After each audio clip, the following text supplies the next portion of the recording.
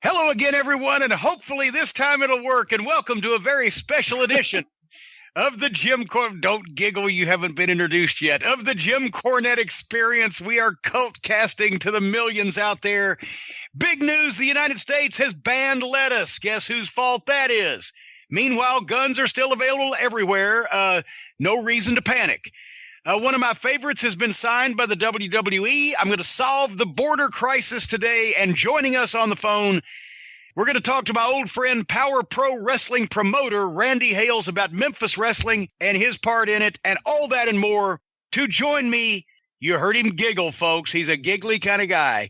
My co-host and co-host, you motherfucker, co-host and cohort, Hawaiian Brian, the podcasting lion, the king of the Arcadian Vanguard Podcast Network, Mr. Co-host to you, Swammy's pappy, Susie's favorite boy, the post office playboy, the French toast aficionado himself, the great Brian Last. Aloha, Jim. A pleasure to co-host with you today once again, for the experience right here. Oh, fuck. I'm cold. I'm freezing. Are you? I've got an inch of possible snow flurries on my front lawn, by the way. I haven't mentioned that to you. It was 24 degrees when I got up today. It's a white fucking Christmas, and it's not even December here in Louisville, Kentucky. The snow is, oh my God, it's coming down even worse now as I look out the window. And the Republicans, once again, I blame them. They fucked up the weather. They fucked up all these severe weather events fucked up our schedule this week. Now, for the benefit, not only of those with flash photography, but also for the benefit of the listeners, we didn't have a drive-through this past Monday. We are going to spew forth, if you will, the drive-through tomorrow on Friday, because we have just recorded it. And we are now recording the experience, which will come out on Thursday as normal, so you didn't know anything was wrong unless you missed the drive-through. And why wouldn't you? Everybody did. But the reason for that, first of all, you had bad way. You called me Sunday morning and said, we can't record. I got no power. The wind blew a giant tree over and destroyed your home. Is that correct? Close. A tree down the road fell on some power lines down the road. Well, that's not as good of a story, but go ahead. And that was it. We lost power at 11 p.m., and we got a text at around 9 a.m. The power should be back soon. And then around 3 p.m., they said the same thing. But in between that period of time, I told you that I had no power, and I thought it would delay things. And then power didn't come back until later on that night. It was almost a whole day without power. That's like a day without sunshine, though. No, it was actually kind of nice. I had a jigsaw puzzle. I got all my books. Oh, for heaven's sake. You told me every time you went to take a shit, you tried to turn the fan on, it wouldn't work. Well, I didn't say shit, but I said every time I went to use the bathroom, I tried to put the fan on. Do you turn your fucking fan on when you take a piss? What purpose would that serve? I actually put the fan on every single time I go to the bathroom. I never know what noise or whatever is going to happen in there. I want that fan as an extra barrier between whatever noises are in that room and whatever's on the outside. So, Mr. Fire Hose, do you whip up that much froth when you're just taking a piss that you have to mask the sound from the outside world? Or do random noises just emit from your innermost bowels whenever you're performing any bodily function? You never know. It could be all of the above. I'm prepared for you never know. That's my motto. Prepared for you never know. We were going to tape it on Monday, but Monday morning at 5 o'clock, the people back in the subdivision behind me must have thought, well, there's the Cornettes out at 5 o'clock in the morning in their backyard naked, because we were. See, that's the better story. I think we should talk about this story. Because I wake up, it's almost 5 o'clock on Monday morning, and I wake up because I think the remote control fell over or whatever, and Stacy's not there. There's Puppy. There's Harley. We're both sacked out. Stacy's not there. So I got to go to the bathroom. So I walk across. Now she's not in the bathroom. I can see the kitchen, not in the kitchen. Well, now I'm curious. Walk down, and the back door to the back porch is standing wide open. I'm like, what the fuck? And as I come out there, the back door to the backyard is standing up, and you hear this gale force wind whipping and fucking shit tumbleweeds blowing by the door. I'm like, what the fuck? Somebody's come in and kidnapped Stacy. And as I lean out the door to look, we had gotten this summer one of these big 12 by 12 foot like gazebo type tent things to go over the fire pit area with the chair and etc. And it's been there, but it had the sheer curtains. Well, we just winterized it with the heavy curtains to keep the heat in from the fire pit, which apparently when these gale force winds from the Republicans destroying our atmosphere came through Louisville, Kentucky, it acted as somewhat of a parachute. And I'm looking, and there's Stacy holding the goddamn, by a leather strap, holding this upside down giant 12 by 12 foot, 10 foot high fucking parachute that's wedged against the house and about to go through the windows. So I immediately run out there, and I'm naked. She's nearly naked. And I said, wait a minute, let me go get some clothes on. And I ran back in the house because I was serving no purpose. And it was icy rain also. And it flew over and landed near the evergreens, or she drug it by the evergreens. And I came back out dressed and saw I could be no help. And so I went back in the house and stewed for a few hours because I was now up and frozen stiff at 5 a.m. in the morning. So I couldn't record that day because I was in a funk. It's all these severe weather issues. And last week we had an ice storm. Now we've got snow. It's not even December here. I'm losing my fucking mind and my head. You see, there's proof that global warming isn't a thing. It's cold. Oh, God damn it. Don't do the thing that Trump did. But you're doing it ironically, as they say. Well, yes. But that knucklehead, President Cocksocket, actually tweeted that out and meant it because he's fucking stupid. But anyway, so it's been cold and that's why anyway. So our recording schedule is you missed the drive-through. You didn't miss it because it didn't happen. It's coming out tomorrow, folks. And we've got another one of those special edition programs turning you on to a new podcast that we are recommending that's coming out also. And we're doing this show today. So we're doing everything we can. And the drive-through will return back to Mondays a week from Monday, correct? Yes, because we're just doing one Friday. So yes. So that's that. You ask. So that's that. There you go. And we want to say something real quick at the top of the program about obviously the news came out a few days ago that Larry Matysik passed away of the St. Louis wrestling office.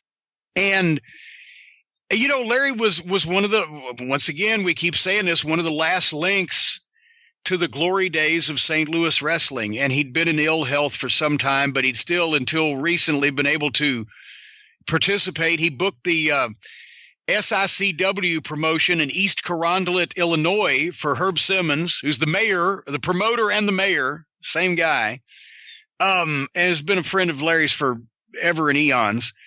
But he did it because he loved wrestling and was giving a lot of those young guys a chance to sit and learn from what he had learned from Sam Muchnick. And I went over that. A lot of people may think that I've worked closely with Larry over the years, and I hadn't. You know, we knew of each other, but had never been in the same place at the same time. And then they called and asked me a couple of years ago to come over and make one of the SICW shows. And I did, just for the opportunity. Really, I loved the whole thing and I loved it, but to work with Larry Matysik. And they had a great setup. I even wrote a Fighting Spirit magazine column about it. I mentioned it on the program here, that they had a great setup. They were regular shows. They sell out this building that they're in. And Larry ran a good old-fashioned show, and people fucking loved it. But in the glory days, he was instrumental. He was Sam Muchnick's right-hand man, and he even ran opposition. The story's been told. He quit the St. Louis office when Bob Geigel had taken over after Sam had retired, when Flair and Brody drew the all-time record crowd in St. Louis. And that was something that Larry had booked and built up and was going to do the payoff, the big match at the Checker Dome, the arena, whatever they were calling it then, the big building in St. Louis, and they sold out. And Bob Geigel didn't want to give Flair Brody any more than like $6,500 a piece, even though the St. Louis payoff formula would have indicated that they should have gotten more. And Larry had his scruples, and because Bob Geigel fucked Flair and Brody on the payoff, Larry quit and then went in business with Brody and was running opposition and doing well until Vince got involved, and there went the TV and everything else is history. But, anyway, sad to see. But once again, Larry was a great guy. I enjoyed working with him and talked with him on a number of occasions. And, he's just he's one of those guys that, as we talked about a few weeks ago on the program, and we'll talk about with Randy Hales later today, Eddie Marlin, one of the last links to the pre-TV era of Nashville wrestling. You know, we're losing so many of these guys, but our sympathies to Larry's family and friends and all of the fans. Wasn't Larry one of the guys in the running originally in early '89 to run WCW, and then Jim Barnett kind of put the bad mouth on him? Well, I don't know whether to run or to book. It could have been one or the other. I can't remember exactly what the story is, but yes. And Barnett put the kibosh on it, I think, because we've talked about it. I think Jimsy at that point was there for the last stable job of his career, and was probably wanting to take care of making sure that the field was set for him to retain that, and didn't want anybody else involved that might change it. But yeah, he was. And then also Larry didn't want to move to Atlanta, as very wisely, from St. Louis, because booking administrations in those days only lasted 3 to 6 months in WCW tops. So he's right to have stayed where he was. At least he saved all that U-Haul fucking rental fee. Anyway, speaking of U-Hauls, I'm going to need one for all the stuff I'm taking down to the Louisville SuperCon this weekend. November 30th, December 1st and 2nd, Friday, Saturday, and Sunday at the International Convention Center, downtown Louisville. If you're within the radius of the Metro Louisville area, come down and see us for comic books and wrestling stuff and a whole bunch more. And then next weekend, December 8th and 9th, the Nashville Comic Con at the Fairgrounds in Nashville is the first Midnight Express 35th anniversary reunion with myself and Bobby Eaton and Dennis Condrey. And I've talked to both the guys, and they're both looking forward to it. And we're going to be doing group photo ops. We'll have group autograph pictures, et cetera, et cetera. But as we've mentioned on the program, and just one more plea, if you can make it by at the fairgrounds, and I think it's like it's very inexpensive to enter the convention. Let's put it that way. I don't want to be quoted, but it's cheap. If you can stop by and say hello to Dennis Condrey, even if you don't buy anything, we still want to see you. This is the first appearance he's made since he beat cancer, and I'm hoping that everybody will come out and tell him what that he has meant and his career has meant to them over the past number of years. And if you can't, go to Louisville or Nashville, and that's the only places I'm going to be between now and March, folks. So if you can't do one of those, JimCornette.com. Need I say more? $9 DVD sale, the Outlaw Mud Show shirt, all the shirts, the Cornette face, thank you, fuck you, bye. We just restocked action figures, Cult of Cornette membership certificates, stocking stuffers, gifts for the whole family, for the wrestling fan in your life. I've mentioned before, whether it's someone you like or someone you just really don't give a shit about, but you want them to have something. I don't care whether you like them or not. It's not my place to say. If you're going to buy something for them, I'll sell it to you. And I think you should buy, because if more people, Brian, bought shit for more people, the world would be a better place. I mean, I guess. Well, if it's coming from you, to buy it from you? Well, yes, especially it'd be a much better place if everybody bought all of their stuff from me. But if more people bought people's stuff, it'd be a nicer world. It would be a nicer world because you'll be happier. Well, and that would make everybody else happy. Like I said about Tammy Fitch one time on Smoky Mountain Television, I said, boy, I hope she's happy, because when she's unhappy, it's hell on the rest of us. But anyway, JimCornette.com, Cornette's Collectibles, and tell them real quick about the YouTube, our official YouTube channel. People are subscribing now. We have the welcome video up. We're making sure everybody knows this is the official one. More videos to come in the future. How can they find it? Once again, you can go to tinyurl.com/official corny YouTube, or just go to YouTube and search for Jim Cornette. It is the only official Jim Cornette YouTube page. A lot of people have asked Jim, when are some of the older videos going to go up? We're going to start getting shows up pretty soon. We're going to start getting the current episodes up as they come out. And also we're going to start going through the clips. So stay tuned. More to come in the as we find out how we can trust these fuckers now, again, to make sure we don't put up anything they're upset about, for heaven's sake. You never know with these people. Right. So after we find out if we can trust the fuckers, there'll be more content up. But for now, tinyurl.com/official corny YouTube. Subscribe and tell a friend. And also, and some exclusive stuff that I've been holding back for a place to put that has never been on YouTube before, or any place else for that matter, except when I did it live. That's right. That Dark Journey video that you recently found. No, would you stop it with that dark? Just rumors and innuendo is all that is, an insinuation. And there's nothing I hate worse than insinuation. The joke's going to be funnier if people listen to shows in the order we recorded them. Now that I think about it. Yeah, but see, that would be impossible because what we've already done hadn't been done yet, and what we've yet to do is already done. This is like Bill and Ted. Whoever those people may be. Anyway, and real quick, before we get on our topics and to our guest, what are you doing in the world of the 605 this week? I'm just going to tell everyone once again about the 605 Super Podcast 3rd anniversary spectacular. Of course, as we talked about earlier, there have been some production delays because of weather-related issues that affected the anniversary show, but it's coming up in the next few days. It is one of the best shows we've ever done. The most amazing Pandemonium Theater where we read the script of a Vince McMahon biopic that you've ever heard. Jim Cornette, the top 10 in the news. Polish Joe Chupik on the AWA Team Challenge pilot that just showed up on the network, and everyone's losing their mind because it's fucking awful. And so much more. Many surprises thrown in. Check that out at 605pod.com or available wherever it is that you find your favorite podcast. And a lot of people have asked where they can listen to older episodes if they're not on iTunes. Every single episode is available directly from 605pod.com, free of charge. So check that out right now. Well, aren't you just charitable? I am. Very charitable. You know what, no good deed goes unpunished. That's the perfect segue because it really is.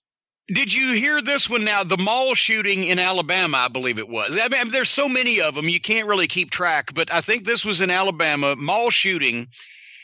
The good guy with a gun theory takes another hit because the cops show up. There's a black guy with a gun, and they just shoot him and kill him. Not only do they shoot him and kill him, they leave him laying there in the concourse area or wherever of the mall with his brains splattered everywhere, bleeding out, without even covering him up for about an hour or so. And they they announce in the media, we got the shooter, folks. Killed him. He's done. Guess who wasn't the shooter? The guy they shot was the Black Army veteran who apparently, according to his mother and her attorney, who are suing the police force for, among other things, defamation of character, apparently this guy had his gun out. He had a license to carry one since he was an Army veteran, and he was trying to help people escape the shooter. And when they shot this guy and killed him for apparently no reason whatsoever, the shooter got away and was helped by the fact, but now they're looking for the shooter now, a couple days after the fact, when they realized that they killed a black guy with a gun, and they just, well, this obviously was the criminal, right? No. He's the fucking Army veteran. You put it out on they put it out in the media that they killed the shooter and put his picture up and his name, whatever his fucking name was. Here's your shooter, folks.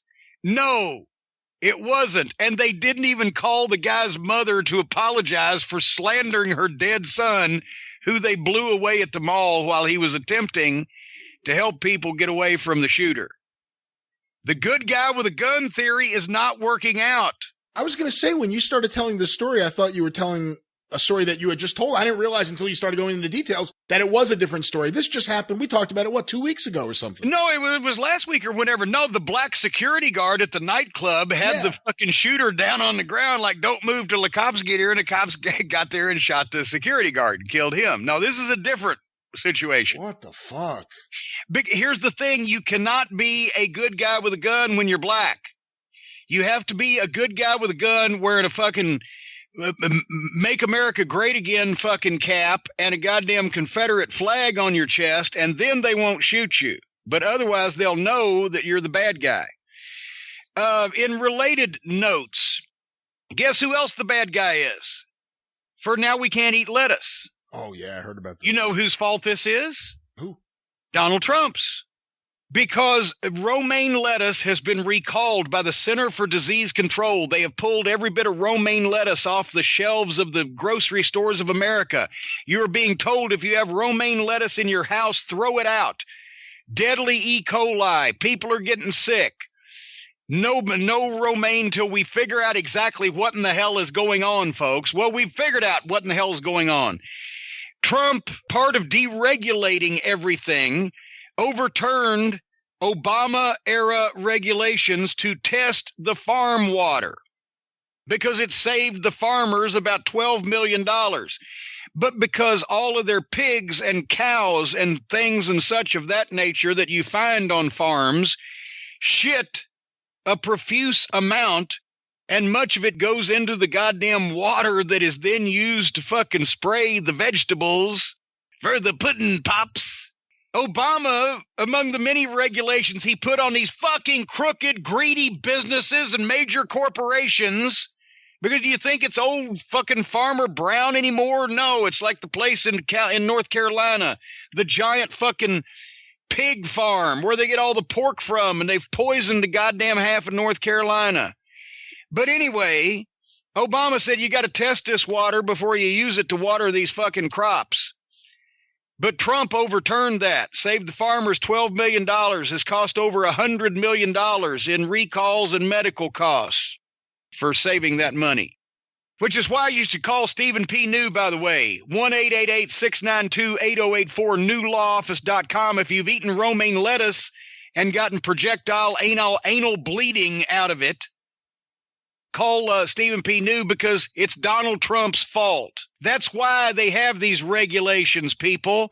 That's why that the Democrats wanted to put regulations on the banks and the big businesses and etc. so they don't poison us, because they've invented a bunch of new ways to fuck us and rip us off and poison us more than they used to have. And we've got to steadily amend these regulations, not pull them back, but increase them to keep an eye on all the different ways that these people can fuck us and poison us and rip us off. Speaking of being fucked, poisoned, and ripped off, Walter has been signed by the... No, that was a poor segue. But is this any more proof than is necessary that I am a true star maker? I am a finder of raw talent and a spreader of careers, among other things I spread. I've just started talking about this guy and praising Walter. Holy shit, this guy's great. Now I'm liking me some Walter. And just weeks later, after I bring all this attention to Walter, he is signed by the WWE. Can there be any doubt now, Brian, in anybody's mind that one word from me, validation, from the leader of the cult of Cornette results in big things happening for people? Who's going to be next to top the Cornette list? I don't know. Once I put somebody over, except for the revival, once I put somebody over, boom, they're in the money and they're in the big time. Speaking of Rick James, I'm in the big time. I know success is all mine. I'm just telling you, but I would love to think that they will do with Walter what I mentioned, that, put him in the fucking suit, make him the Dolph Lundgren looking guy, and he's the fucking, that fucking scowl on his face like a German commandant in a Quentin Tarantino movie, and just beat the shit out of people and stretch them. But I bet they don't. I don't know why I think. Maybe they'll prove me wrong. Yeah. All right. Anyway, one more thing before we get to our guest. Of course, now President Pigfucker is now resorted to on network television, tear gassing women and children at the border. Right? And we all know what's going on. They've got 3,000 or 4,000 people that have sucked up the gumption to say, we got to get the fuck out of where we're at. And we're going to walk 2,000 miles through the fucking jungle to get to the border of the United States, where they have a law that if we want to ask for asylum from the fucking chaos that we're living in, they got to consider us for it, and we're going there. And what has happened is basically Donald Trump has sent 3 times as many fucking troops to the border as there are people in the caravan. And instead of trying to help this process out, has done what he usually does and make shit worse. And, of course, now we are known as the country that shoots tear gas into another country. We shot it across the Mexican border, so that's an act of aggression. to gas women and children instead of handling this like the grown-ups, because there's no adults in the room yet until the Democrats take over the House in January. Would it not be easier, Brian? Let me ask you, you're an intelligent young man. Would it not be easier? Of course, we can't just throw the borders open and say, okay, everybody come. Like we did, because see what happened to the Indians. See, at least we've learned from that, because we fucked them people around big time when they said, oh, okay, y'all can come in. And then, of course, you know, all through history, we've tried to selectively enforce all of this, give us your tired, your poor, and your huddled masses. But now that we recognize that there's a problem, instead of spending $200 million to send all these troops to the border or spend $3 trillion or whatever it was to build fucking fuckwits wall, and then try to piss the Mexicans off by saying, and you guys are going to pay for it, pay for a wall that we're going to put up to keep you fucking dirty cocksuckers out. And you're going to pay for it. And but by the way, we still want the fucking hundreds of millions of dollars that you spend on American shit every year. We still want that. But otherwise, fuck y'all. If he was a smart person, and we all know the answer to that question, wouldn't you take a fraction of the money that they spent on sending the troops and a bigger fraction yet of the money that he's asked for to build this stupid fucking wall, and get together with Mexico and say, okay, look, they're on your side, so they're your problem too, because when we won't let them in, they're just hanging around causing chaos on your side. So we've all got to address this like grown-ups. You give us a couple square miles of land near the border. That's your contribution to this project. We're going to pay you to build this complex out, because Lord knows I would bet they can build something in Mexico cheaper than we could if we sent people over there to fucking build it. So we can just pay for them and they can build it, but they build it the way we want it.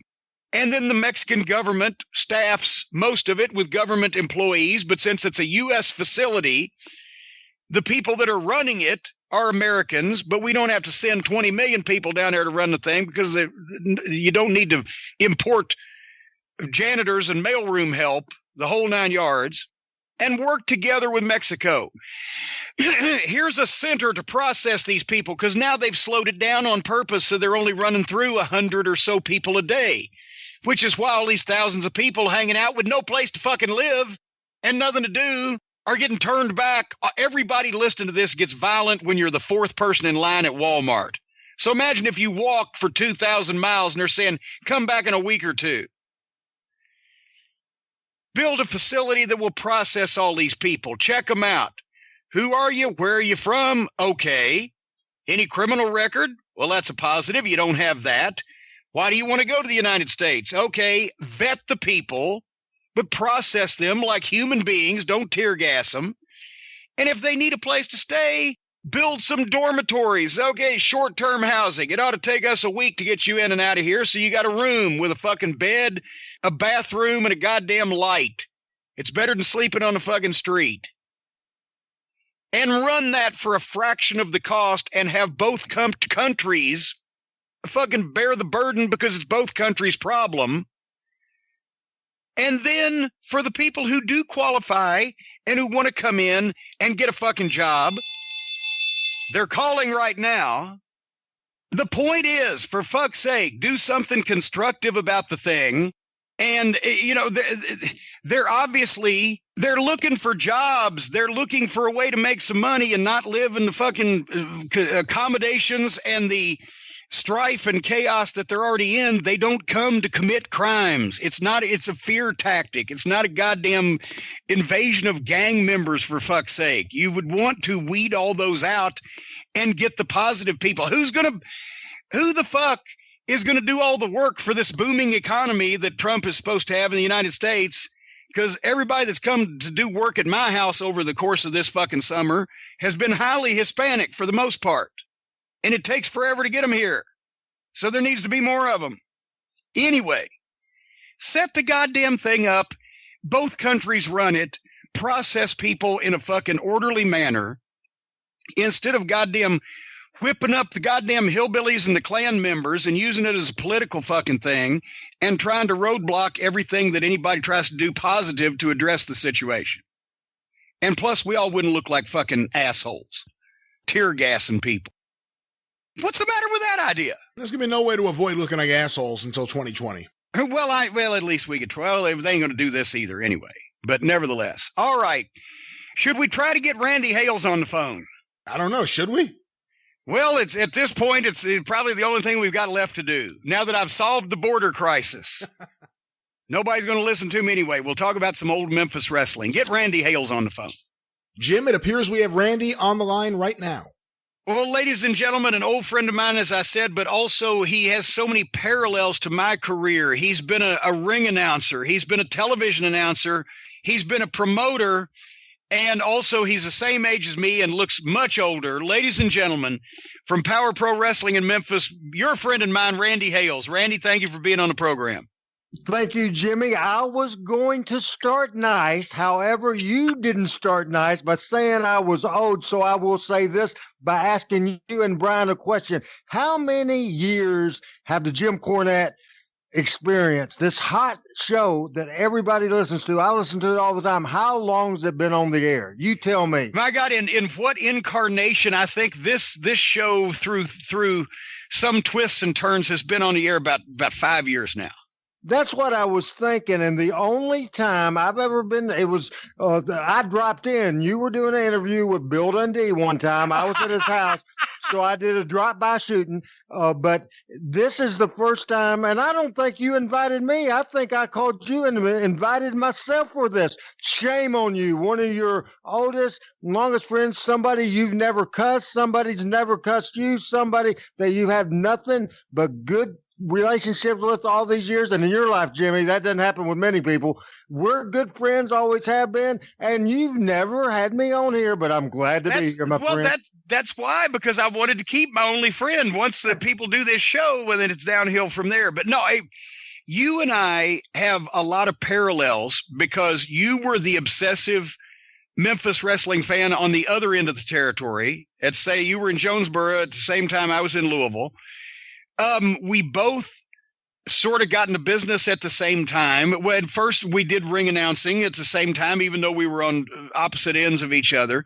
But then we got in the business actually at about the same time. You started announcing and started doing office work, whereas they put me on the card. Then later on, when all of our beloved wrestling went away, you and I both said, well, fuck it, we'll just start our own territory. Right. Then you booked guys that worked for you into my company, and I came and worked for you in your company. And then we've basically driven off into the sunset of our lives and see more of each other now than we used to when we worked together. Absolutely right. And you know what? Let me add one of my favorite things that I've ever done in the wrestling business was 95 when I did the Legends show in Louisville and the year before in Memphis. But we did a USWA Smoky Mountain program, and it was, I think, the best thing Memphis had done in the last 10 years of being in existence. Did a lot of money, was fun to do. We did some there in Smoky Mountain, but you didn't feel that they would know the Memphis people unless we had Lawler, and he wasn't going to come on a regular basis. Yeah, I got Jerry in for the Knoxville shows, a couple of Johnson cities to win and lose the belt, but it wasn't going to be a regular back and forth. But no, that was the thing. And with the Louisville show, A Night to Remember. And by the way, your Monday Night Memories show in Memphis was the germ of the idea for my Night of Legends show in Knoxville. I've said that before.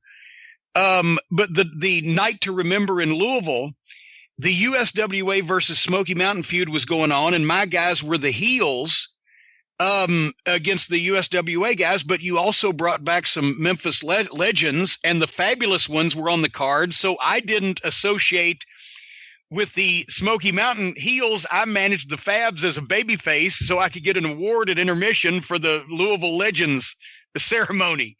And you made fun of me that night. If you remember, it was the start of that program. I brought the guys in, but I went with a PG-13 Rock and Roll Express babyface match. If you remember, that was the start of the program there. That's right. And I remember I had 5 or 6 pages written, and I'd never done that before or since. But I handed it out with everybody in the room, and you were in the room. And I think, especially Hoot, Robert Gibson, I think it blew everybody's mind. But it was the start of a great, great period. And that was a hell of a house in Louisville. And like you said, I think that summer of the feud there and the 10 mans and all that stuff was the best business that Memphis had done in the decade of the 90s. But you benefited by a couple of things happening in the 90s. Lawler got busy in other places. Jerry Jarrett, I think, got more into the construction business and less enamored of the wrestling business at that point in time. And you were basically there to get the opportunity not only to book, but to basically run a lot of the office, you and Eddie Marlin and a couple of other people. Mainly, a lot of it was on me at the time. And, I think a big part of that deal is that Lawler, mainstay, been here a long time and great, the most over wrestler ever in Memphis. But all of a sudden, we were left, I was left to create a crew to push, and Lawler was going to not be a major part of it. And I went with PG-13, Doug Gilbert, Brian Christopher. That's the core. And then we morphed into the Smoky Mountain thing. And that was fun, me going there, man. You said some bad stuff about me because I did a deal with Mark. I did a deal with Mark Curtis. Do you remember that? Oh, God, yes. You ended up saying that caused his health problems, me hitting him so hard. And that's not very nice. I sure did, because, we were on Memphis TV to speak the truth. And no, that was fun also because Mark Curtis was a Smoky Mountain referee. And in Smoky Mountain Wrestling, since I was the heel manager and Mark was the senior referee, we were always at odds with each other. But it was Brian Hildebrand, of course, and Brian was such a heck of a worker in the ring. He had the size issue that when we came over there, I remember in one instance in Louisville, it was a tag team match with me and Mark Curtis, who were the heels, against you and Frank Morrell. And my God, Frank was stiff. But it was so much fun to get to tag team with Brian because we'd been friends for so long, and we couldn't do it in Knoxville, but it was at the other end of the state. It was a completely different issue, and they took us in a completely different way. And that was the only time I ever got to be his partner, was a couple times working with you. Yeah, those were real fun days. I think about them a lot. I've been binge watching not only that period of time, 94, 95, what's some Smoky Mountain stuff, the stuff you guys were doing. That's been great. Also been watching a lot of the Power Pro stuff, and I watched the Power Pro Jimmy Cornette stuff, and we'll get into that later. But so fun. Let me ask you, because that is the gist of the discussion right now today is Power Pro Wrestling, because it's the part of Memphis wrestling history that some people have overlooked because it was a real transition period. But because you had the experience booking the Memphis territory for Jerry Jarrett and Lawler, and you'd learned announcing under Lance. Of course, nobody can be Lance, but you had a lot of that background. And when the Memphis territory went sideways, when Jarrett got out and the whole situation with that Larry Burton and the group out of Cleveland came in, and that was at a time where everybody from the corporate world was trying to get into wrestling. And what's the recipe for disaster in wrestling? Just add suits. Memphis was the last territory and finally went out of business in 97. Went out of business in 97. I had the dream right there to open my own thing. And the good thing is when Larry Burton and Mark Selker and all those people came in, I knew that was going to go south real quick. Dave Brown knew it as well. So in the same week, Lance was already retired at that point, but in the same week, Dave resigned and I resigned. And the plan right then, I'm thinking, these people at the TV station like me. They've never had problems with me. They've never seen me pulling a gun at the television station or serving people with lawsuits or any of the mess. They like me. And they which that's what that Larry Burton was doing, right? And they were getting sued already. Absolutely. It's the biggest zoo in the history of the world. Threatened to sue Channel 5. They had guys come in with guns at the TV station. They didn't want to use Lawler. It was the biggest mess in the world. So I went and had a meeting with Channel 5, and just like that, got the deal. And so it was a great thing. The 11 o'clock Saturday morning time period, 11-hour show instead of an hour and a half. And it was more designed because the landscape of wrestling has changed. I found out that I could have some success on live events, but not a whole lot. But I got by with television revenue. I was the only guy in the country. At the time, they were paying me for television, paying my production costs, or it was right there in the studio. And so that all was good financially. And then I had sponsorships. The TV station would share in that revenue. And of course, the WWE as a developmental company, I think I got going before you got going in Ohio Valley by a few months. So anyway, it all went together. So Power Pro. Well, yeah, and see that's the thing. We've talked about it on the program here. The relationship with television and wrestling in Memphis was unlike any place else. And Channel 5 still even going through all that, and because of the history and the ratings still yet. I mean, even it wasn't the early 80s glory period ratings, but it was still the highest rated show in the time slot. And they wanted a wrestling program, just not with the lunatics that they'd gotten involved with. And they were willing back in those days to pay for the rights to their own local wrestling. And they were still sold out to the commercial time. And there's still people. It was a tradition to sponsor wrestling or try to be involved with the wrestling program in Memphis. So, that was true. And I remember one of the first shows you ran at the Coliseum, I came down and managed Kane against Lawler in the main event. And it was a hell of a house you were drawing, and it was under the radar because you weren't a darling of the newsletters at the time. But there's, what was that Kane Lawler house? Do you remember offhand as far as the people? There was 3,000 or 4,000 people there. I remember, you know me. I remember the money. It was okay. $45,000, and it was on June the 23rd, 1998. Yeah, the point is you did a bigger house there than any other promotions in the country besides WCW and the WWF at the time were doing. And it was classic Memphis wrestling.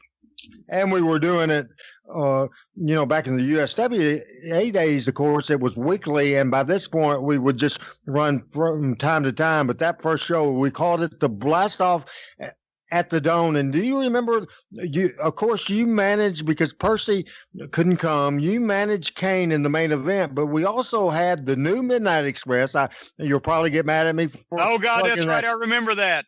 And the Rock and Roll Express. But yeah. Jeff Jarrett was on the card, $45,000. That did more money-wise than my 1994 Monday Night Memory show that ended up doing almost 9,000 people, but the money wasn't as good. I got news for you. The Lawler Dundee loser leave town match in 1983 sold out with 11,000 people and only did 46 grand because of the difference in the ticket prices. Yeah, it's just unbelievable. But anyway, that you got kicked off with Power Pro Wrestling on Channel 5 in the old time slot, and you were running intermittent shows at the Coliseum. But I was also, because you were starting to get you got Kurt Angle, Steve Bradley, Mick Tierney, Glenn Kulka, a few of the early guys that have been working out with Tom Pritchard in the warehouse up in Stamford. We can't forget Baldo, Matt Bloom. Oh my God, yes. He's the big man down there now in NXT.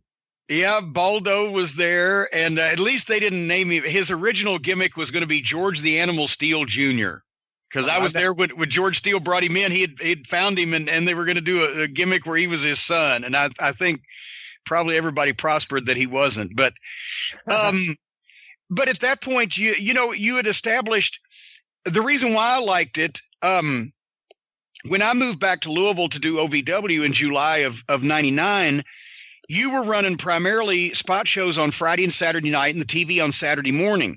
So your guys could work a few other independents or whatever during the rest of the week. But whereas my OVW dates, we did our TV on Wednesday night. We did our Louisville house show back then on Tuesday. And we weren't doing Six Flags events yet. And we would do an intermittent garden show, but it wouldn't be on the weekend. So I was able there for about 6 months put a lot of miles on the car to work for you at that end on Friday and Saturday, and then come back on Sunday, and then Monday, Tuesday, Wednesday, Thursday here in Louisville. Of course, I was going to have a nervous breakdown eventually, but it was like working the old Memphis territory. Kind of between the two of us, we had the same schedule. That's right. And a great thing about that thing, your first appearance live on television was February 99. Then you came in more full time in August once you got set and got around and you debuted, the lights went out and you were up to no good. Yeah, that's right. In February 99, we're going to go to this in a second, but if you just reminded me, in February 99, I came in and Brandon Baxter at that time was a heel. No, Brandon Baxter was a babyface and teaming with Michael Hayes, the Freebird, and you were a heel at that point. And we had that tag match, me and you against Hayes and Brandon at the New Daisy Theater down on Beale Street. And we get the heat on Brandon Baxter, and he makes the hot tag to Michael Hayes, and Michael throws that looping overhand right to the top of my forehead. First blow he struck me with, my teeth clacked together, my front tooth broke off at the gum line. I spit it out in my hand. I remember that. And the next day we were in Jonesboro and he came in hot. Michael came in hot, rode in, and he had a belt in his hand and he hit me right in the eye. So lucky he didn't blind me for forever. But that was a great time. And do you remember this, Jimmy? Do you remember this? I was thinking we were doing crazy stuff back in the time we were working with the radio station. That's Brandon now runs the dang thing. But back then he was a part of the wrestling, the Power Pro crew. But we had a sponsorship with them and we did a personal appearance on at a convenience store on the busiest street in town, and we ended up just a radio angle. I mean, we shot it for video. I remember that now. Yes. And me and you were rolling around in the street on the busiest street in town with Michael Hayes. He could have killed us, Jimmy. He could have killed us. That's the thing. I mean, it goes back. It's Tennessee tradition. In the old days, Ronnie West used to tell me how that when he'd referee a big title match with the Von Brauners or something, Saul Weingroff would hit him with the cane and he'd do a bad blade job and need stitches, and he'd go sit in bars for the next week until somebody asked him what happened to his head. He'd look all beat up and he'd say, "Oh, that no good dirty Saul Weingroff did it, but we're going to get even next week. We're on the radio and we're not doing this hokey pull apart where, hey, this is what wrestlers are supposed to do and we're all having fun here." No, we convinced people and we got just so fucking ticked off at each other. We just tackled each other. And it's real lucky the police didn't come, because I was prepared for that. I thought, if I'm arrested, I'm arrested. This will draw money. How many times has the police been called for something that happened on Studio Wrestling on Channel 5 and had to show up when Lawler got run over with the car, when Eddie Gilbert ran him over? I think at least 3 or 4 times I remember that the cops were called because people were convinced that what they had seen on the TV show had just really happened. That's exactly right. More than that, I can't tell you how many times that would happen. And the switchboard operator at Channel 5 for years, her name was Frances, and she'd be a nervous wreck, and she would absolutely hate it, Jimmy, when we went the heat route. She would hate it when we went the heat route. Can you imagine she's sitting there Saturday morning at the TV station out that nice reception area they had, and the phone starts lighting up because somebody's just been run over in the parking lot, and but that's the thing. That was the concept of Tennessee old-fashioned Southern wrestling, Memphis wrestling. Jerry Jarrett had the sign over his desk: "Personal issues draw money." And he taught me when I got in business, same way he taught you: tell the truth to the people as much as you can about things that they know or believe to be true, things that have happened on the show, things that they know about the wrestlers or their interaction with each other, so that when you start working, they can say, well, wait a minute, A and B and C were true, so is D? Well, that, and it's not just a horrible, abrupt departure from reality.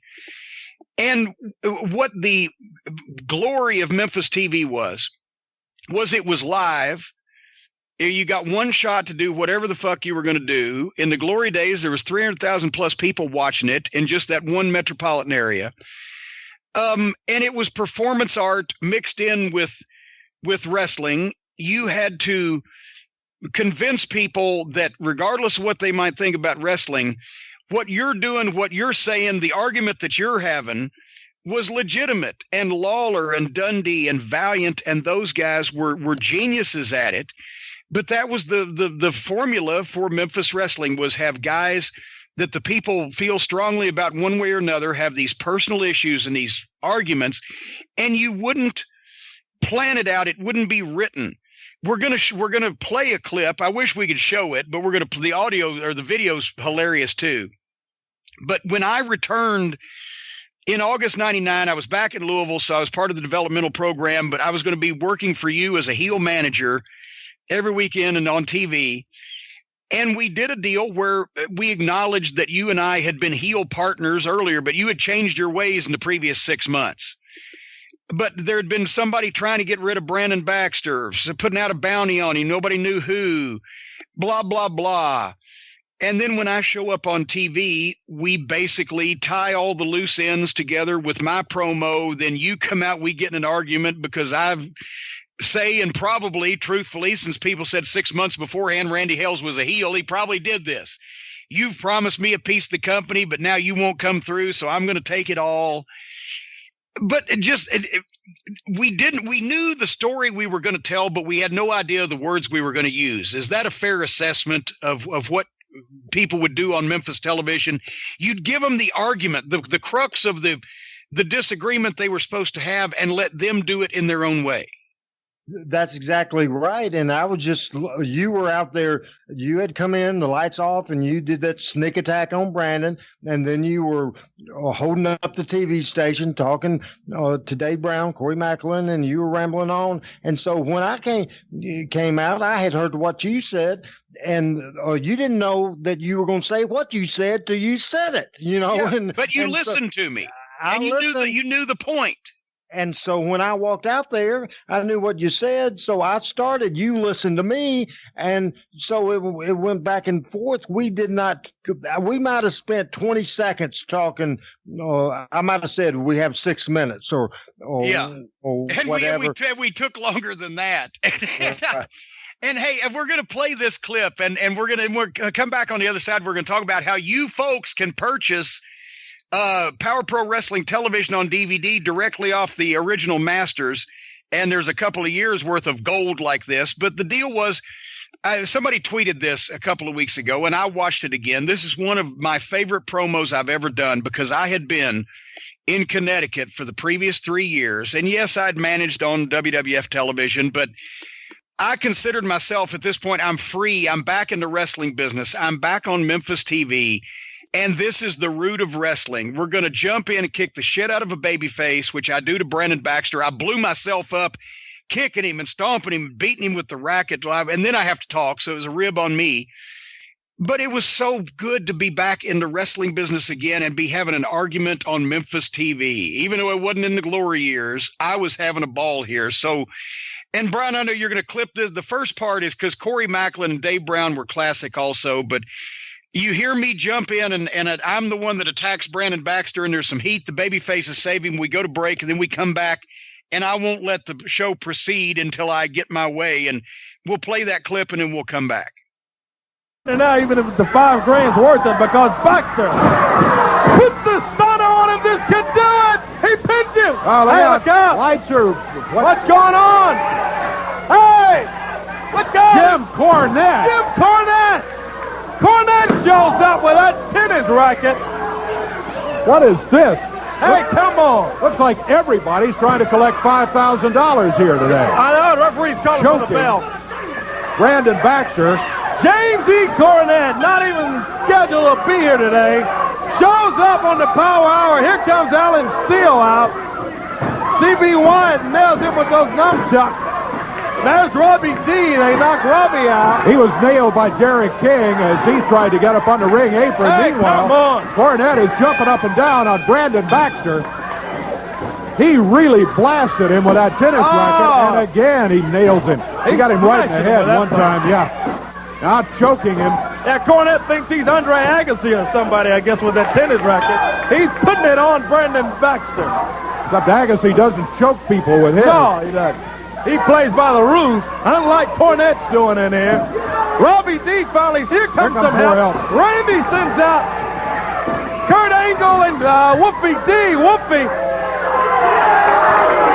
with the hubcap, and the hubcap a little too much for that tennis racket, and Cornette takes off.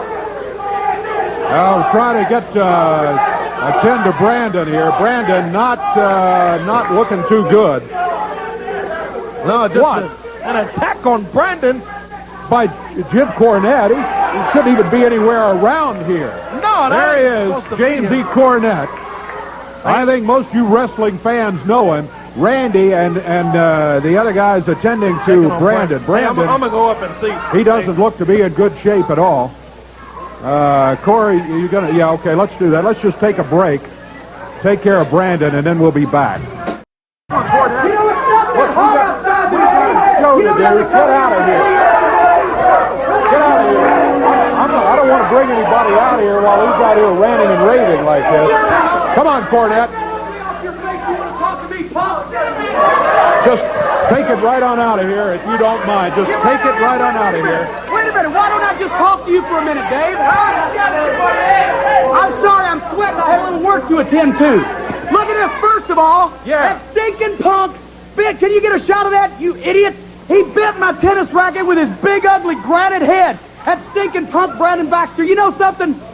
There is a bunch of incompetence down here. Nobody has been able to collect the $5,000 that I put on that stinking punk's head. You're the one that did it. Oh, yeah, that's right, baby. $5,000 to Jim Cornette. He doesn't like to come down and get his hands dirty, you see. But I had to because I had no other choice. Because a couple of guys tried, they couldn't get it done, and the other ones that were supposed to chickened out, didn't try at all.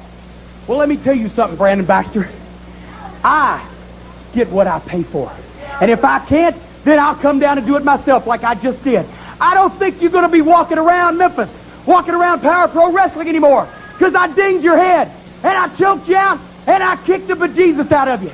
And Brandon Baxter, the reason for it is because you remember Dave Brown just as well as everybody out there does. See, when I came down here in February to Power Pro Wrestling, I got in a match with Brandon Baxter due to the request of my good friend Randy Hales, and Brandon Baxter knocked my front tooth out right here. Yeah, but he didn't intend to, for heaven's sake. That was an accident, and then you come down here putting a bounty on it. He drew his fist back, he punched me in the mouth, and knocked my tooth out. If that was an accident, then so was the bombing of Pearl Harbor. And I'm going to tell you something, Baxter. Nobody gets one over on Jim Cornette. You cost me a lot of pain, a lot of suffering, a lot of money, a lot of time, and a lot of embarrassment. And so I'm going to cost you real dear.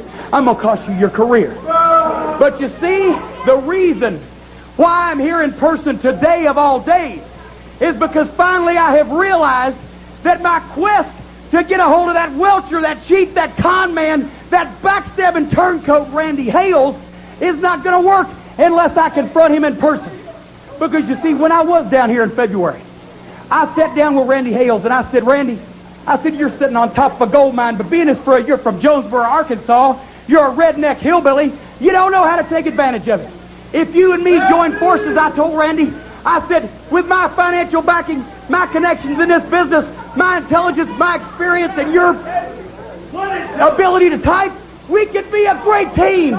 We could be a great team. We could have the greatest wrestling promotion of all time, manage a huge stable of wrestlers.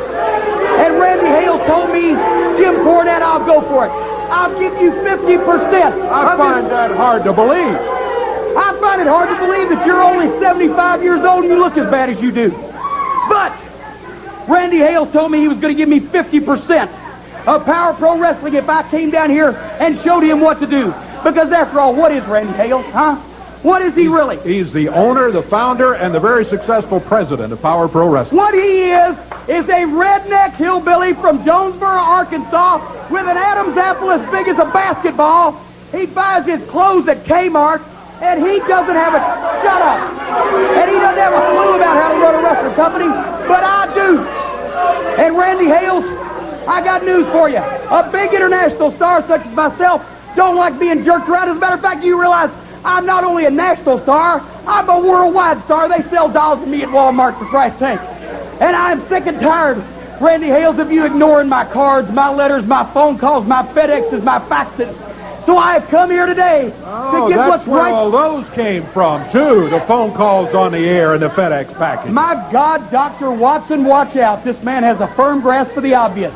We'd have a nice conversation if you just stand there and hold the microphone. I came to get what is rightfully mine, Randy Hales.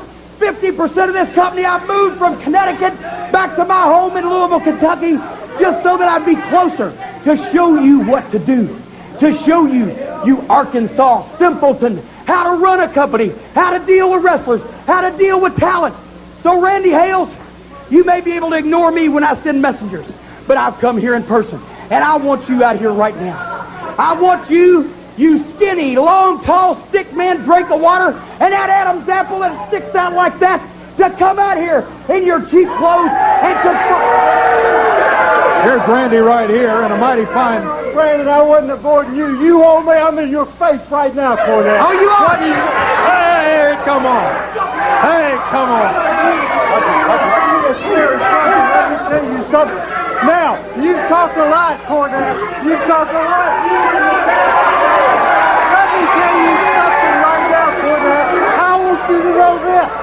You come out here and it's 14 after, and the problem that we make for this TV is the stinking problem in your own life.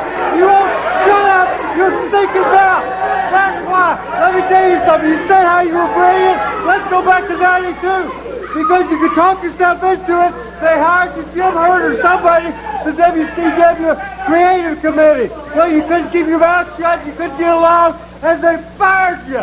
They fired you. Then you caught somebody out of $1 million, and you opened up Smoky Mouth Wrestling, and after you lost all his buddy Cornette, then you know what happened? You shut it down. Oh, wait a minute, Mr. Genius. So what you're saying is, because you don't have $1 million, you pay your stinking wrestlers off in chickens and grass seed around here, you hillbilly. Then, after you bankrupted that company, what happened, Cornette? You went to the WWF. You talked McMahon into hiring you. You couldn't get along with Bruce. You couldn't really get along with JR. You couldn't get along with Russo or any of them. And now your butt's back in Louisville because they wouldn't do your stuff. Let me tell you something. The bottom line is, Cornette, I said I'd let you hear as a manager, but I've seen the light. Let me tell you something. Whatever I have, I work my own. If this company loses money, I lose money, not anybody else. If the company makes Well, money... I got news for you. Wearing this that you probably come up with at a garage sale, you can't afford to lose $5. But I'll tell you something. I couldn't get along with people because I'm a genius. And they wouldn't listen to me. Just like you're not listening to me. I could go out here and grab somebody out of the audience to run a better wrestling company than you. What you want is you want to sit down here in Hickland in Memphis with all of these all these rednecks. You went to Louisiana, you went all over the world. Now you think you can come back after we've all, including you, Dave Brown, and you sweated blood, sweat, and tears. You just take 50%, me give it to you. You're crazy as hell. You're crazy as hell for that. Yeah, see, I started in Memphis, and I was the only one to make it. I left because I was the only one with the ability and the talent to get over somewhere and make $1 million while you stayed here. And I'm going to tell you something, Randy, and I want you to listen real good. No violence, no raised voice. Here's the deal, man. I want 50% of this company like you promised me, or elsewise, I'm going to take 100%. Because I'm going to sign up everybody that means a thing, and I'm going to be calling the shots, and you, local yokel, are going to be back serving Slurpees at a 7-Eleven in Jonesboro, or slinging a strawberry sundaes at the Steak and Shake, because Jim Cornette, I will see to it. I promise you. Hey, let me tell you this. We're late on time. Before you get a part of this company, I'll be a dead man, and that ain't going to happen. You'll have to get this company over my dead body. That's very agreeable to me. That's very agreeable to me. Okay, let's take a break. Yeah. There you go. I love that clip, and I'm sorry. And we did a bunch of fun stuff, but the whole... Hold on. I want to know right now, 20 years later or however long, you said that can be arranged. When I said over my dead body, you said that can be arranged. Did you just threaten on live Memphis television to kill me, Jim? What I said was it would be perfectly acceptable to me if you died. I didn't threaten you. You can't get Stephen P. New on me, attorney at law. I didn't threaten you. I just said that I would actually probably enjoy it if you did croak. And that's the thing. Even the guys, even if Lawler and Dundee weren't the greatest of personal friends, they both had respect for each other, but they knew the buttons to push with each other to make each other mad. And that was the idea, that you said shit as stiff as you possibly could that people knew was stiff. And I was not the first one. I think Scott Bowden was the first one that called you retarded on television, and Dave Brown's head almost exploded. But you maligned your rival as best you could, verbally and physically, to make people believe that what was going on was legitimate, and they got involved in the conflict of the thing. It was all about personal issues. I'll tell you, the best episode ever of Memphis television, which I just watched recently when I copied the tape that you got me, Randy, of the TV that happened the week before the 1983 loser leave town match between Bill Dundee and Jerry Lawler. And basically it was an hour and a half television with like 2 or 3 matches in the studio that just was a break, because the whole show was devoted to clips of Lawler and Dundee's rivalry in the past, music videos putting them over, tape of how this match had come to be, comments from all the other wrestlers on who they thought would win. You even got Vince McMahon to say, hey, we'd love to have either one in the WWF. No, that was me in Smoky Mountain. I think you got JJ or somebody. But I think back then, I think they did a thing in '83 with Freddie Miller. It was Freddie Miller. Freddie Miller from WCW. We'd love to have either guy. But the point is, it was focused on those two guys in that match. But then you had Lance Russell, Eddie Marlin, and Lawler and Dundee at opposite ends of the big desk sit down for to host the show and go back through this retrospective of how this big match was signed. And as soon as they lay out the premise that we're all going to be gentlemen here and we're going to talk about this big match, and they pitch to Lawler, Lawler says, well, I think this is a stupid idea because I want to punch that little jerk's lights out. And then Dundee stands up and they get in a pull apart within 30 seconds. And then they pull them back together and they sit them back down, but they've established this could blow up at any minute. And then finally it did at the end of the show. But it was such a great piece of television because you believed that those guys disliked each other. They wanted each other's spot, and they were going to stop at nothing to get that on Monday night. And that's what, sold 11,000 tickets on that particular week. It was beautiful. Memphis felt that way to me more than any other wrestling. These guys really do fucking hate each other. Yeah, and I think that's the magic they created, and we continued that all the way along. And I'm not saying that in the later days we didn't have stuff that didn't match up, but we had some real good stuff. And I would like to say this, Jimmy, we've known each other so long. I don't have to get over with you because I'm already over with you, just like you are with me. But I want to make this clear that one of the best memories that I had of the Power Pro era is because basically Jimmy and I were friends, but he left in 1983. Is that correct, to go to Mid-South or start of 84? So we were friends, but we didn't work together. And then you went to Mid-South, and then you went to CW. And this is what I'm going to say that I'm not saying this to get over because I'm already over. Jim Cornette, I'm telling you, I've watched wrestling since I was 10 years old, folks. And I've seen a lot of great managers. Bobby the Brain is great, and that might be the person that Jim Cornette says is the best manager ever. I saw Jimmy Hart do some great stuff. The best wrestling manager I have ever seen in my absolute life, on promos, at the ring, knowledge of the business, everything. The best there ever has been is Jim Cornette. And the great thing about Power Pro, Jimmy, I will say that, well, see if you can help me with time-wise. I would say you were here straight through from August to February on every show. So that was several months worth of Jim Cornette being a heel manager, and doing all the stuff. You led the syndicate, you named it. Yeah. But that's Jim Cornette's all over every one of my TVs. Probably the last 6 you were relieving me for. We won't get into the reason why, but you even wrote the show and booked the show some for me. The first couple of months you were there, you would help me with ideas and stuff. But anyway, I think, I'd say in the last 10 years of your career, that was the best stuff. But before the Power Pro stuff in '98, I'll hop in. Smoky Mountain, obviously. I'll hop in and say, by the way, I wish I could disagree with you in your assessment that I'm the greatest of all time, but you said it with such passion and conviction. I don't want to burst your bubble, so I'll just accept that I am. However, yes, here's the thing. In OVW, I was the babyface lead television announcer and matchmaker.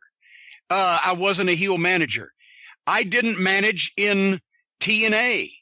I wasn't a heel in manager in Ring of Honor past 2009-ish. I just did a little bit for Gabe there. So really, the best heel managing stuff, and of course the WWF run was what it was. It was a different style of wrestling.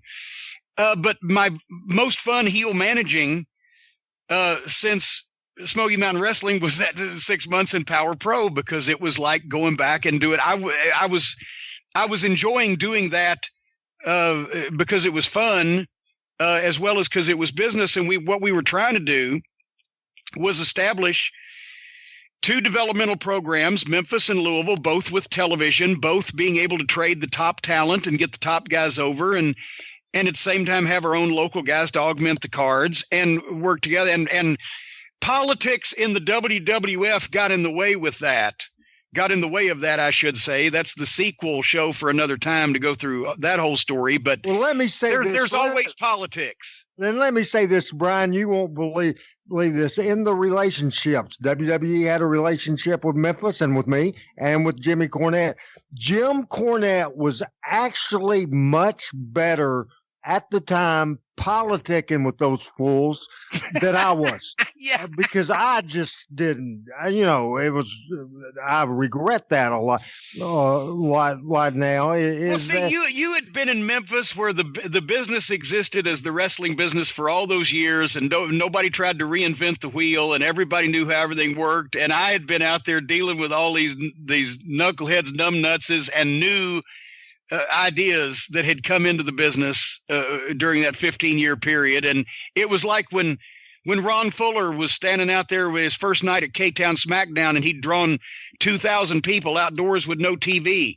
And we were both standing there with our mouth open. Him because the house was so small, and me because it was so big. Right. Yeah.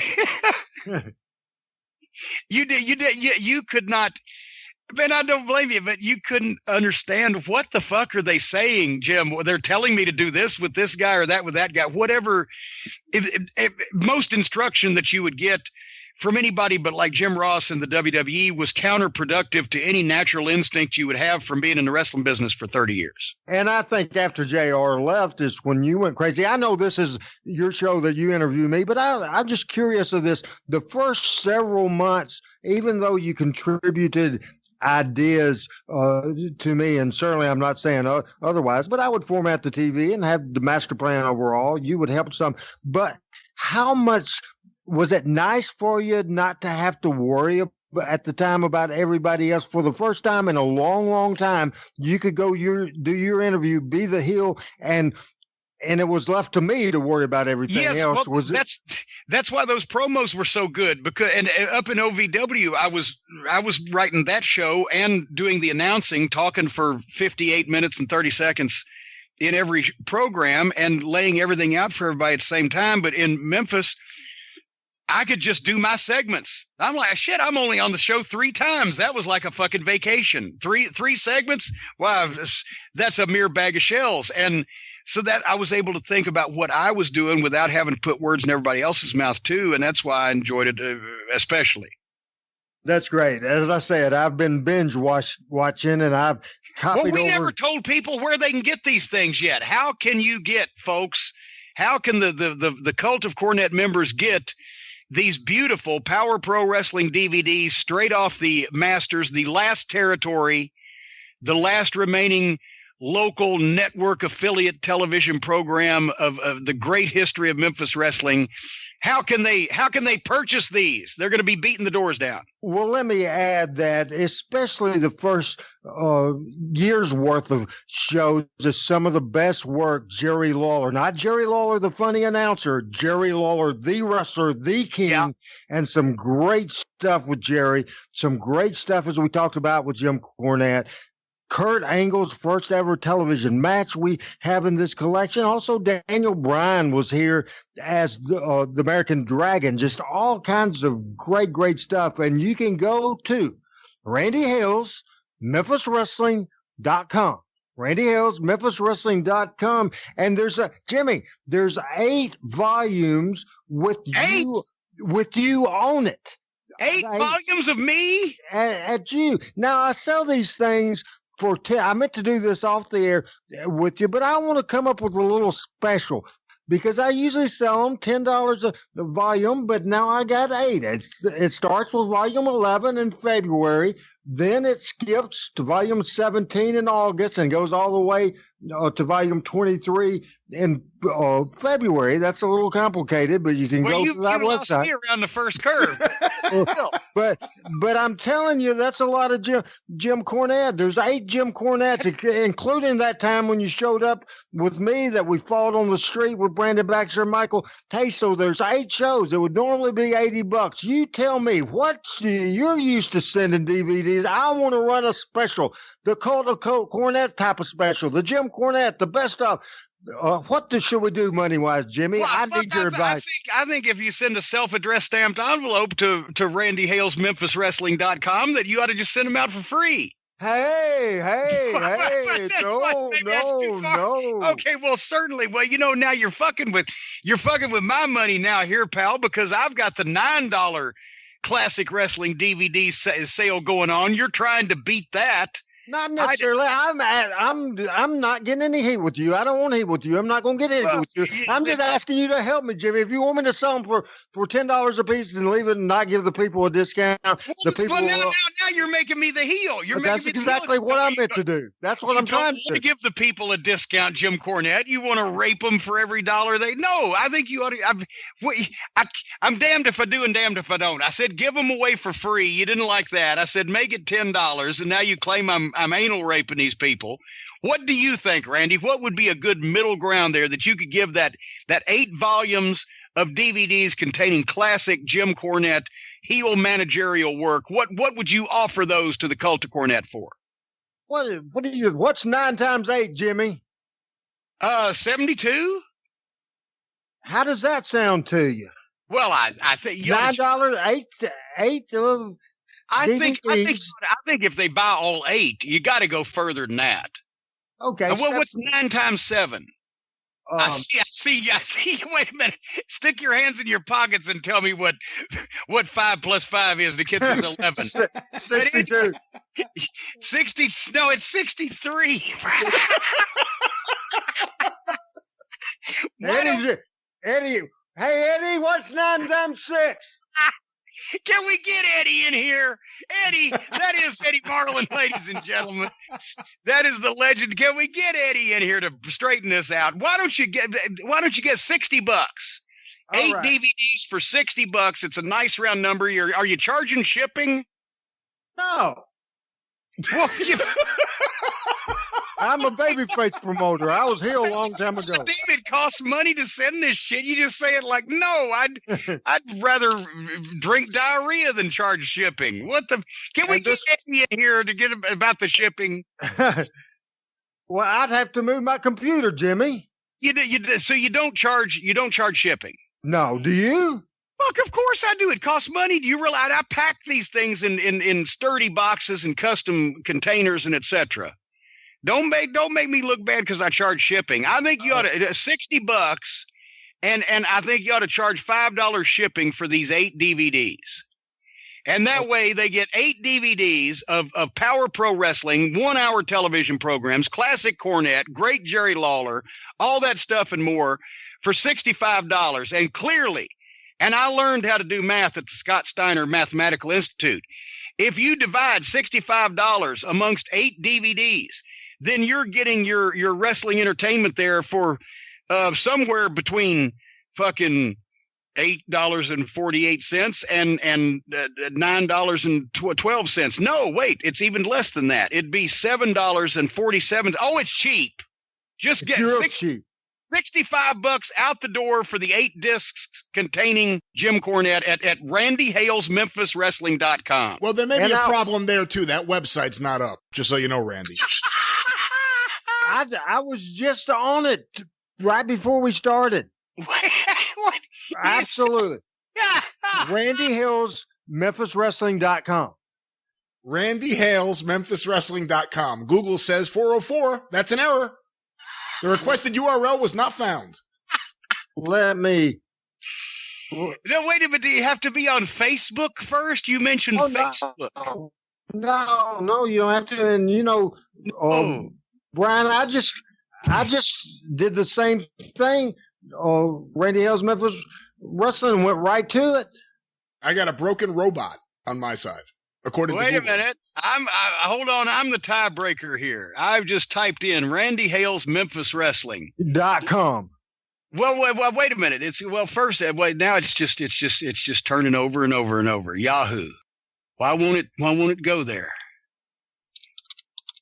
And this could be another trick by that dastardly Scott Bowden. You ever think of that? Here we go.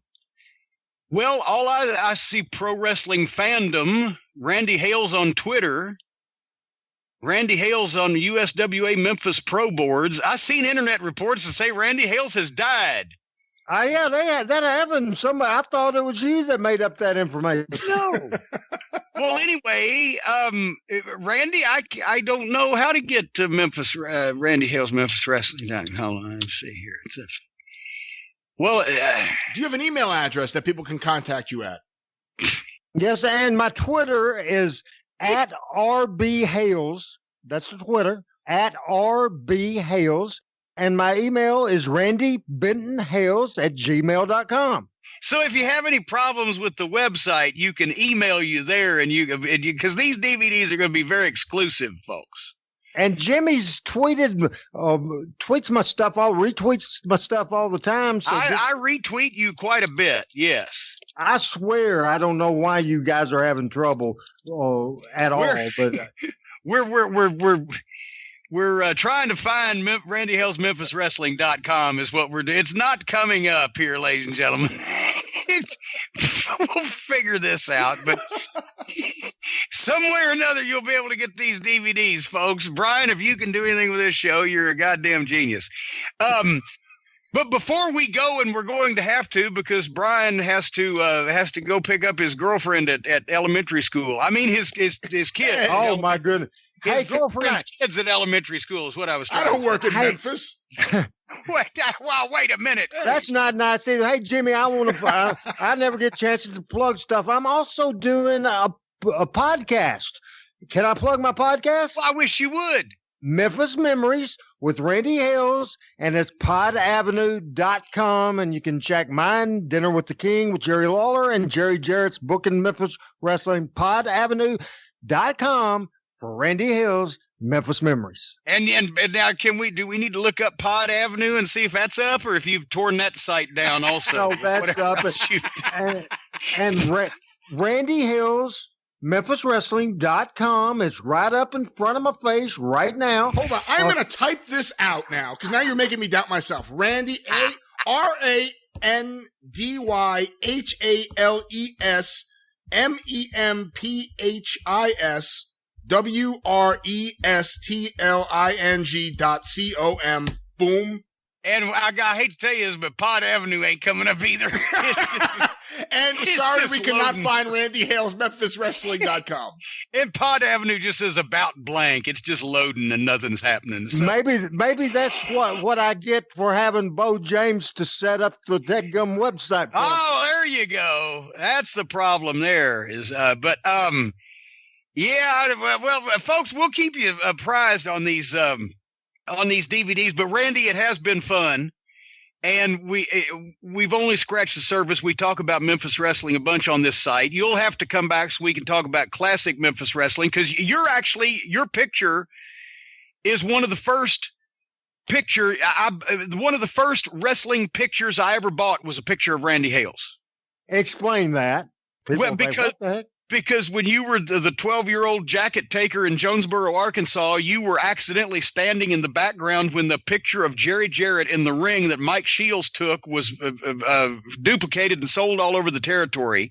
It was one of the most famous Jerry Jarrett publicity pictures ever, and I reprinted that in rags, paper, and pens, and there you are, 12 years old with your little weasel face. Hey, that's not nice. And by the way, on my website that nobody can find right now, but that picture is for sale, and Jerry and I will both autograph it. Also, we have a picture for sale, a classic picture for sale on Eddie Marlin with Andre the Giant. You remember that picture, Eddie and Andre? I have a copy. I bought it when it came out. And Eddie Marlin autographed it for me. And you can get a copy right now at Randy Hales, MemphisWrestling.com, signed by Eddie and Andre.